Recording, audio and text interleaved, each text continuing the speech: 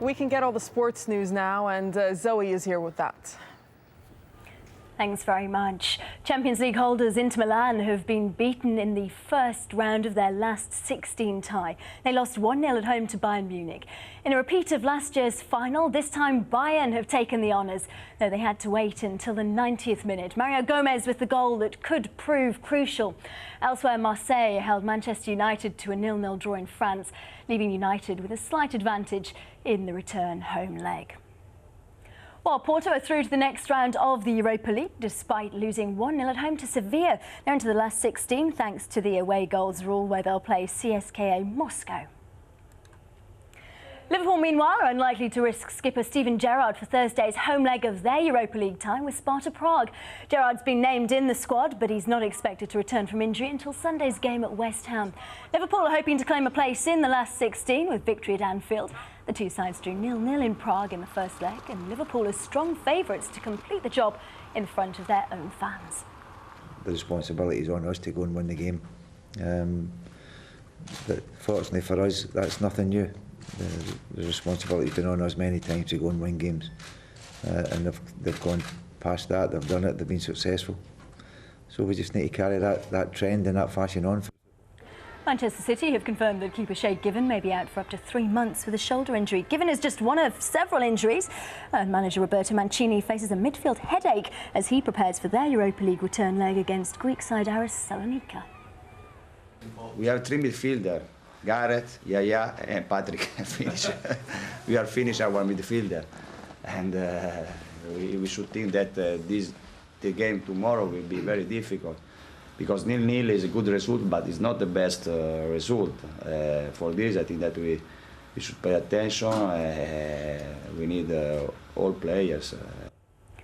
In Serie A, Roma have made a winning start under new coach Vincenzo Montella. They beat Bologna 1-0.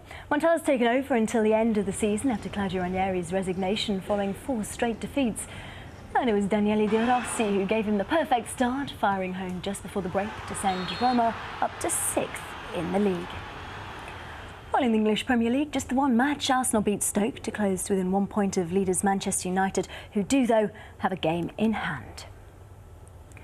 New Zealand's Prime Minister John Key says he still hopes that matches in this year's Rugby World Cup can be played in Christchurch.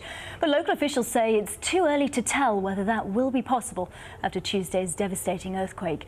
New Zealand's second largest city is scheduled to host 7 games, including 2 quarter-finals in September and October this year.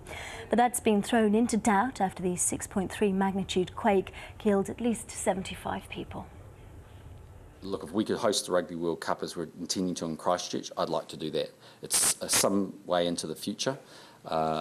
It's a very important city to New Zealand, and it would be a demonstration that Christchurch is back up on its feet. I mean, one of the issues may be accommodation. We know there's been substantial damage to hotels, so again, that's something the Rugby World Cup Minister will be looking at. To tennis, and just days after returning to the #1 ranking, Caroline Wozniacki has escaped the fate of several seeded players at the Qatar Ladies Open by reaching the 3rd round.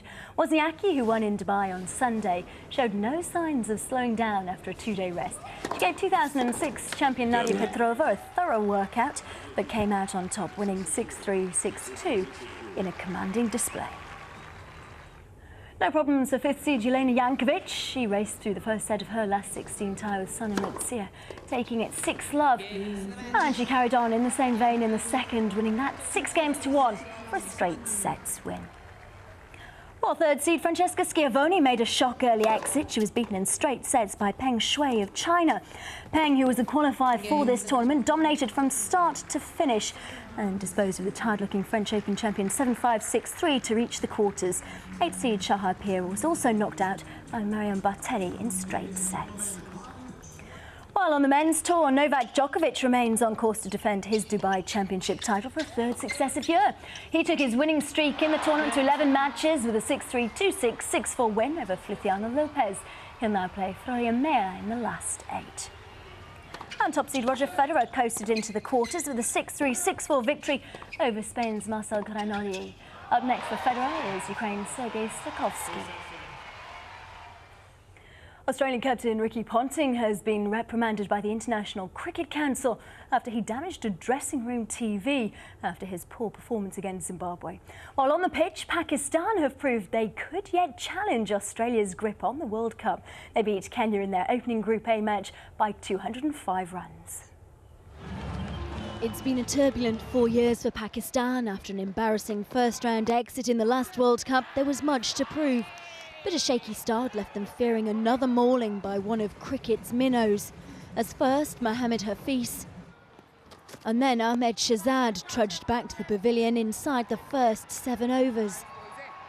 But Kenya's giant-killing hopes faded as Pakistan finally found top gear.